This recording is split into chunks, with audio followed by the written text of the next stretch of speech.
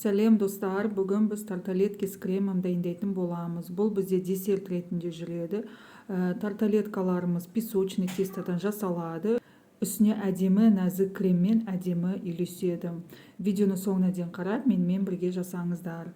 Ең алдымен таза ыдысымызға жұмсақ ақ сары майымызды салып аламыз. Кейін үстіне сахарный пудрамызды саламыз. Міндетті түрде сахарный пудраны қолданыңыздар. Қантты қолданбаймыз. Бұл біздің тестамыздың үгілмелі әдемі болып шығуына көмектеседі. Және жұмыртқаның сарысын пайдаланамыз. Ағын жеке алып тастаймыз. Бізде ағы қажет болмайды. Егер жұмыртқаның ағы босқа кетеді десеңіздер, ағынан меренговый рулет дайындап жіберсеңіздер де болады. Меренговый рулеттің қалай дайындалуы менің каналымда кіріп қарасаңыздар болады. Енді жұмыртқаның сарысын салып, жақсылап тағы да араластырып аламыз. Араластырып алғаннан кейін үстіне електен өткізе отыра ұнымызды және бір шай қасық қамыр қопсытқышын, яғни разрыхлителімізді саламыз.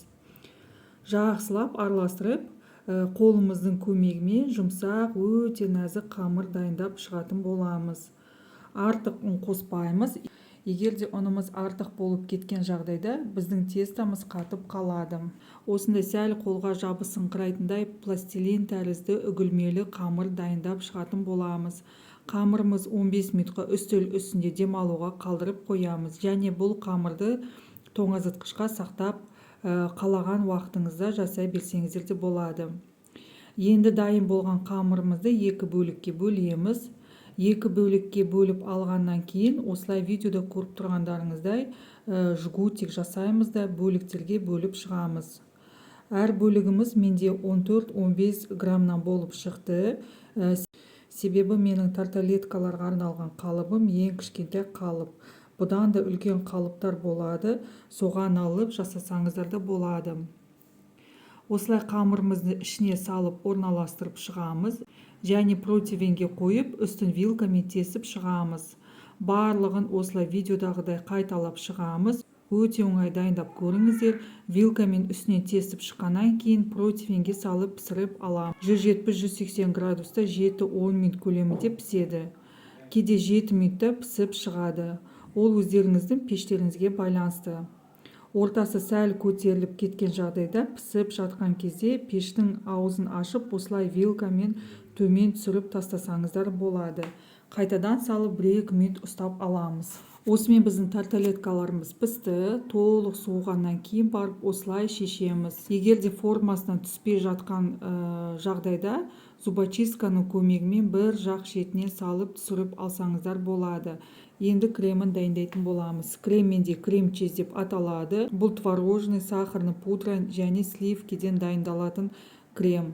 Кремімізді дайындау үшін ең алдымен құрғақ ыдысымызға творожный сыр және сахарный пудрамызды салып 4-5 минут көлемінде миксермен шайқап аламыз.